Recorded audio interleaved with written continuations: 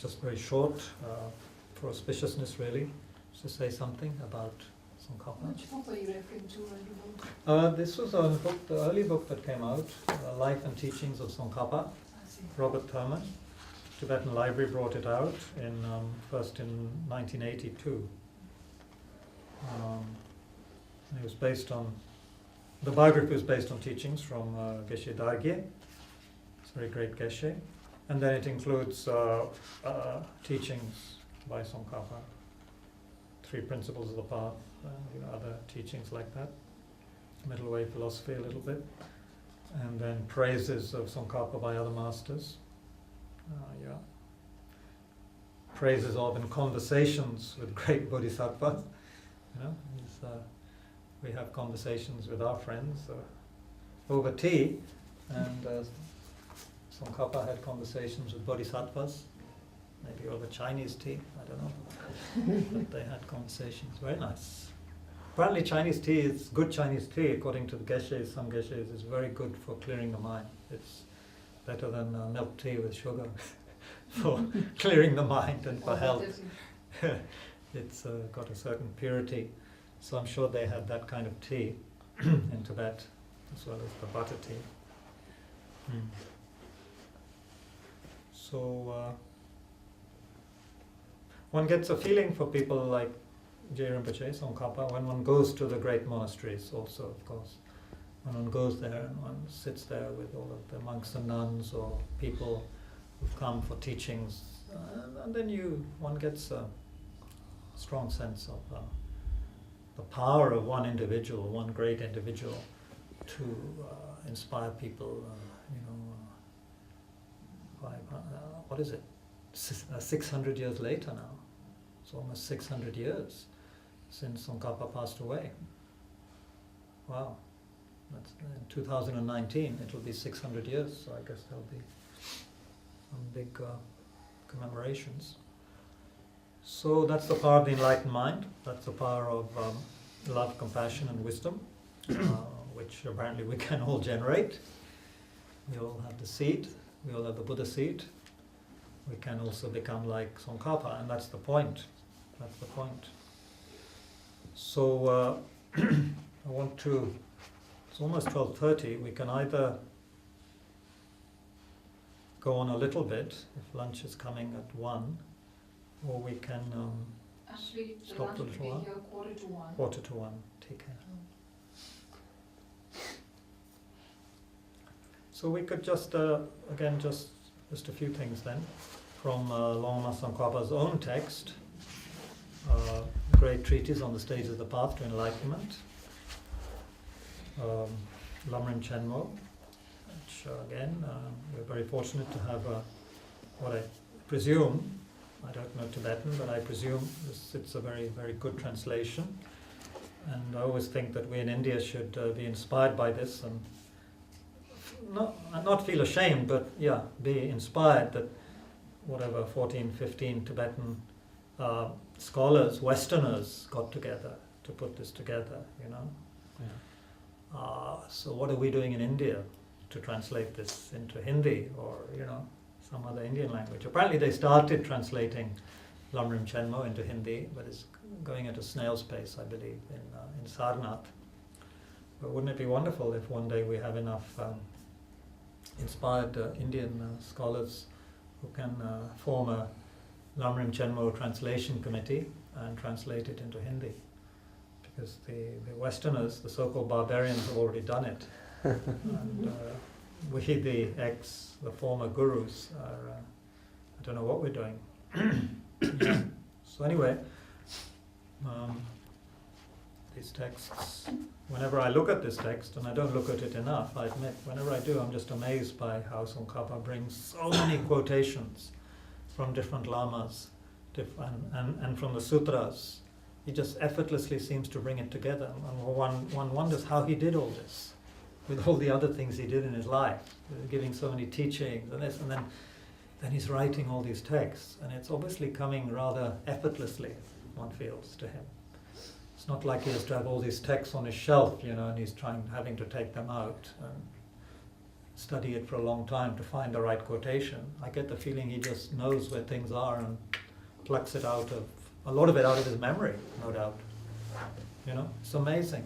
The sutras, the Indian masters, it's just extraordinary what he brings together. It makes it so clear and very inspiring. You know, because, yeah, just the clarity is amazing. So it's not hard to think that he could really be Manjushri, Buddha of wisdom, the sword of wisdom, being always very sharp, very clear, cutting through our doubts and ignorance. So, how to rely? Since Lama Tsongkhapa is our guru, we should know what is a guru, what is a real guru, and how should we rely on a real guru. So what are the defining characteristics of a teacher or a guru, a real guru? So Tsongkhapa quotes Maitreya, saying that rely on a Mahayana teacher who is disciplined, serene, thoroughly pacified. These are referring to different, deeper levels of pacification of the mind, I think. Has good qualities, surpassing those of the students, energetic, has a wealth of scriptural knowledge, possesses loving concern, has thorough knowledge of reality, skill in instructing the disciples, and has abandoned dispiritedness, or losing heart. So it has to have great patience, great endurance. So these are an incredible wealth of qualities, yeah? How many of our teachers in our life just, forget Dharma teachers, but just ordinary teachers of other things at school, how many do we think have this kind of mind, Disciplined, thoroughly pacified, loving kindness, wealth of knowledge, energetic, and so forth, skill in instructing disciples, great patience, not getting dispirited. These are extraordinary qualities which can only come from someone who's really been working on their mind. So Maitreya says that a student should, ideally rely on a teacher that has all these 10 qualities. Yeah. So how could one possibly tame other people's minds if we don't have these good qualities? If we are confused and undisciplined ourselves, how could one possibly teach another? So this is very powerful. So discipline, there's a description of what they mean by disciplined. Thoroughly pacified here actually refers to having accomplished the training of wisdom. Serene refers to having accomplished meditative concentration. And discipline means having achieved ethical, basic ethics, basic ethical lifestyle. One has accomplished that and is keeping one's vows. So these three levels here, when they say disciplined, serene, and thoroughly pacified, it refers to the three higher trainings, yeah? Morality, concentration, and wisdom. And then, of course, to have the great compassion. Scriptural learning and knowledge, good, but it's not enough for them to have these qualities. They have to surpass their students in that, Another quality which is very inspiring to hear about, and which is so rare, I guess, in this world, is that teachers should have more concern for the disciples than for themselves. That makes sense in one way, but it's hard to actualize. A teacher should have more concern for their disciples than for themselves. In other words, they have to have that cherishing others, the attitude of cherishing others, not having given up cherishing oneself. There's a story about this in Geshe Lundrup Sopa's great commentary on the Lamrim, where he quotes one teacher. There's one teacher who is not getting enough respect and so forth, according to the teacher's manager or helper or attendant, let's say. The attendant is upset because his teacher is not getting enough praise and appreciation from the students. So he's complaining to his teacher, yeah? You don't get enough praise and your students are not, appreciating you enough, and so forth. And this Lama says, well, when I teach, all I see in front of me are what I see as suffering sentient beings, you know. I see suffering beings. So there's no question of thanks, you know. There's no question of needing any thanks. That's not why this Lama is teaching. You know, he's teaching because the beings are suffering. And so out of kindness, out of compassion, he is teaching. So you know, that's a real Mahayana teacher. That's a real guru who has that concern for others. Yeah. So the Lama has to also teach in the context of understanding the Buddha's words on. You know, the Buddha said that sages do not wash away sins with water. They don't clear away beings' sufferings with their hands. They do not transfer their own knowledge to others. They liberate by teaching the truth of reality. So the teacher has to prepare the student for, you know, understanding the teachings on reality. Can't pour it into them. Even the Buddha couldn't do that in that sense. I don't drink coffee. But one has to, you know, really be able to teach in a skillful method that will transform the mind of the disciple. That's what great teachers can do. And of course they can also do it because they've actualized those qualities. It's always said to be easier to understand something and to be able to practice if you receive that teaching from someone who's actually done it themselves. That makes sense, you know. And that applies to the mundane arts as well, doesn't it? You can't learn playing the piano from someone who can't play the piano. You can't become a concert pianist with someone who, you know, doesn't even know the scale. So one has to learn from someone who is the real thing, in other words, who is actually accomplished. So that's why Tsongkhapa and others like him and our teachers, they are real gurus. We can actually benefit from them because they have all these qualities. You know, quite frankly, I regard people like myself as just having been benefited by having so many great teachers. So all I can do is pass on some information. That's all, really, because one's own capacity is very little right now. So, but because one has at least received those kind of authentic teachings from authentic teachers, at least what one's passing on will not be wrong information, you know. So like that, there is some benefit. But the most benefit comes from listening to a teacher with those 10 qualifications. Some speak of 5 qualities, but like loving concern, knowledge of reality, wisdom, morality, concentration, wisdom.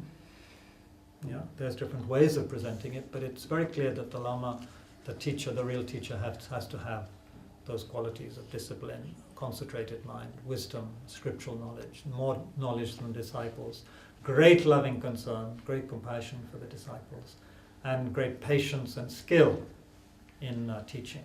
That seems obvious. Patience, why? Because there are many people whom it's hard to teach, or who are just, you know, not so intelligent. So again and again, the kind teacher has to explain the points using different, you know, methods, different examples. And there are teachers like that. There are teachers like that, you know, encouraging the students like that. If you go to Tibet House, then often, or sometimes the students will ask a question which I think is just stupid, or, you know, not stupid, but kind of, one feels they should have asked a better question. But Geshe-la is always, you know, always very kind. He says, yeah, very good question, you know, encouraging the student. So they don't feel that they, you know, made a boo-boo and feel embarrassed in front of everyone. Very good question. And then he'll answer it in a skillful way. So like that, a teacher has to be appropriate.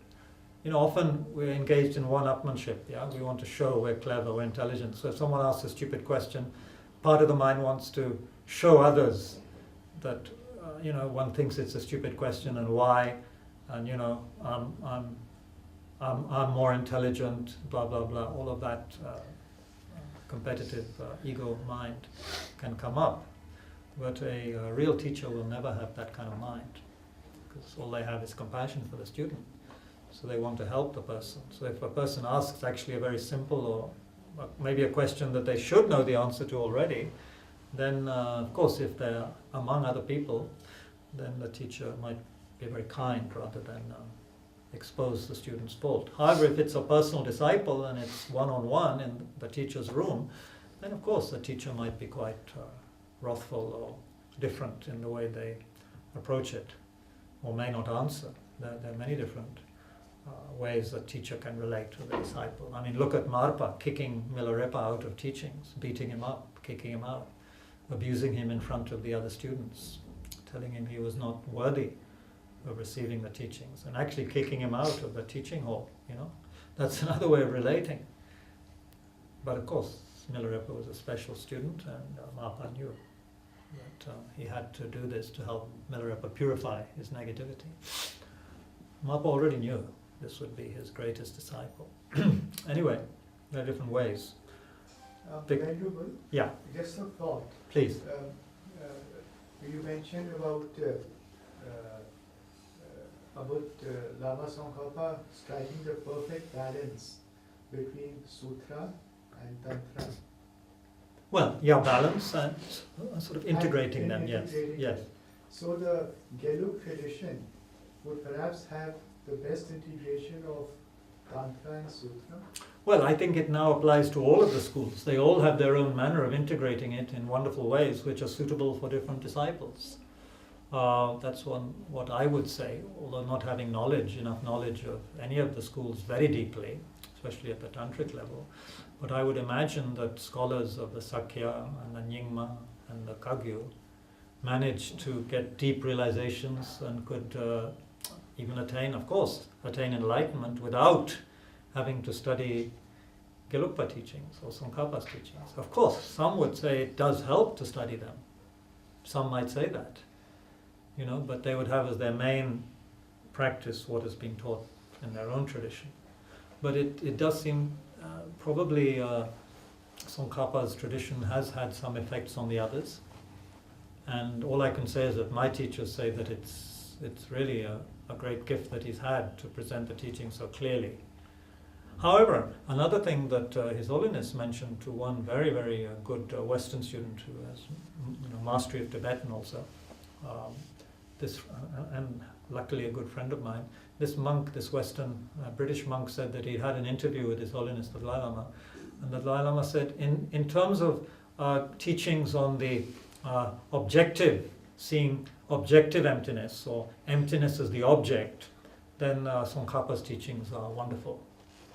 In terms of the subjective mind, realizing emptiness, the subjective mind which is engaged in the meditation, then he said the Nyingma teachings have some very great, very wonderful, what should we say, teachings on that, on how to develop that subjective mind. So, there's different emphases and different greatnesses in the different lineages, according to people like His Holiness who know what they're talking about. But yeah, it seems like some people might think, and this might be also there in some of the practitioners from the southern tradition, the Theravada school, that to be a great scholar is one thing, but to be a great yogi or practitioner, let alone a tantric practitioner, that's something else. So Tsongkhapa brought those two things together. You can be a great scholar, great master of the Abhidhamma and great scholarship, great understanding on an intellectual level, and how to bring that together with tantric realization. How to practice both systems without getting confused also, without saying, oh, this is sutra, oh, in tantra it's different. No, how to put them together, how to understand it's a graded path. It said one of the greatnesses of the Lam Rim is that it not only becomes very clear, but teaching appears so clear that it can easily be integrated as personal advice. The teachings appear as personal advice, which means it's not something out there which is wonderful and you listen to it with the monks in a great monastery and then you forget it. No, it comes across as personal advice to be practiced in one's life. Like that. It looks like it's lunchtime. Already laid out. Already laid out. Where do we eat it? Outside, it's nice Outside. and sunny, we can Take take it. chairs out. Take it. Okay, so let's brief dedication for this morning session, especially for those who... Is everyone coming back after lunch? No. No. Okay. Some aren't. So yeah, please dedicate whatever we heard now. Did the light offering prayer, heard about this great being, Lama Tsongkhapa. One is perhaps with Manjushri, and also Avalokiteshvara according to others. So then we heard about this, it's left good imprints in our mind stream, hopefully. And also heard a little bit about the teachings on the qualities of the Guru from Tsongkhapa's Lamrim Chenmo. So any positive energy thus generated may it help us to become more and more beneficial for others, practice to become more powerful, more integrated, help us transform our lives, transform our life. And then all the other prayers we made, all the other dedications, may they be fulfilled without obstacles.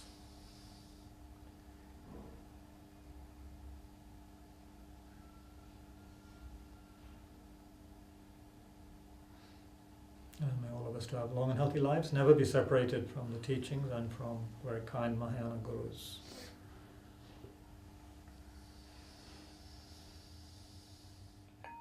Okay.